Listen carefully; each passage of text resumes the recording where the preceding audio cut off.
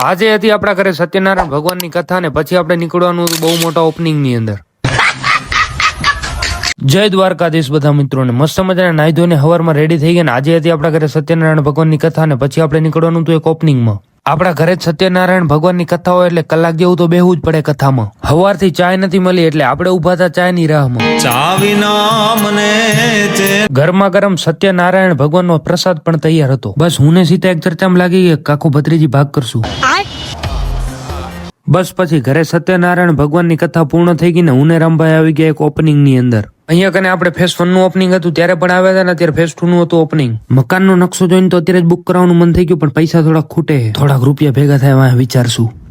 કોણ હે લોક? બસ થોડી વાર પછી આપણે લાગી ગયા ભાટાપોડી મને ચાલુ કરી દીધું સ્ટાર્ટર થી. થોડી વાર પછી આપણે બાય ધ ગાર્ડન થી નીકળી ગયા ઘરે જવા માટે. દેવાડો ને જાતા પહેલા ઠપકો દઈ દીધો કાકા મને કેમ ના લઈ ગયા ને. આવા ને વ્લોગ જોવા માટે તમારા ભાઈને કરી નાખો ફોલો.